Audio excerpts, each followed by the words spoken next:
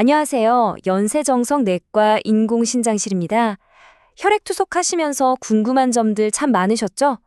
저희가 환우분들이 가장 많이 물어보시는 질문 딱 세 가지만 콕콕 집어서 알려드리려고 해요. 자, 오늘은 그 첫 번째 시간인데요.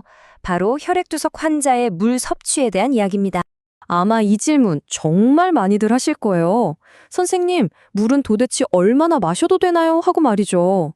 목은 자꾸 마른데 마음껏 마실 수가 없으니까 얼마나 답답하셨겠어요. 이 질문에 대한 답이 왜 그렇게 중요한지 지금부터 제가 쉽고 명확하게 설명해 드릴게요.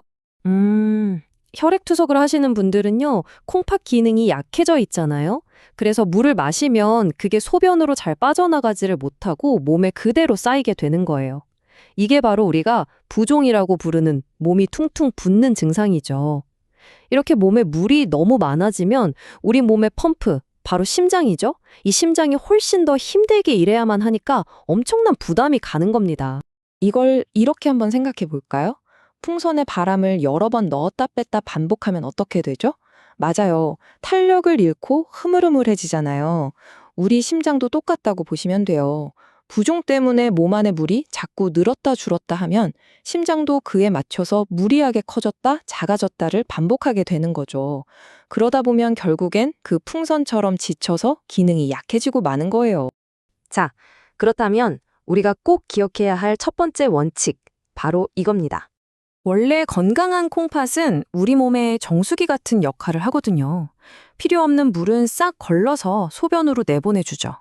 그런데 투석하시는 분들은 그 기능이 약해져 있으니까 마시는 물이 빠져나갈 데가 없는 거예요. 그래서 그냥 그대로 몸에 남게 됩니다.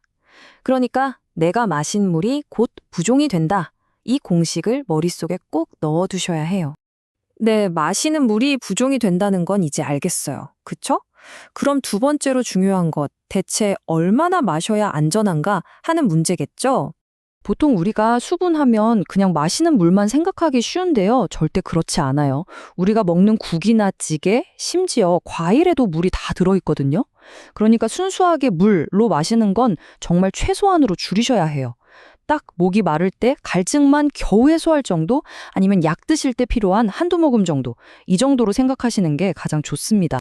자, 이제 마지막 세 번째입니다. 머리로는 알겠는데 사실 실천하는 게 제일 어렵잖아요. 그쵸? 그래서 물을 적게 마시면서도 갈증을 좀 이겨낼 수 있는 아주 유용한 생활 속 꿀팁 세 가지를 알려드릴게요.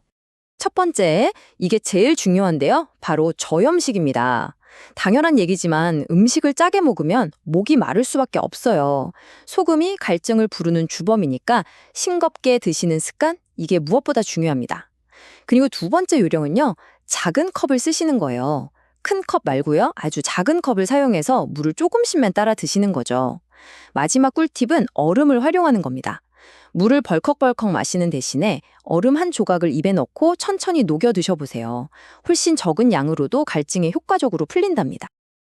네, 오늘은 투석 환자분들의 수분 섭취에 대해서 꼭 기억해야 할 세 가지를 알아봤습니다.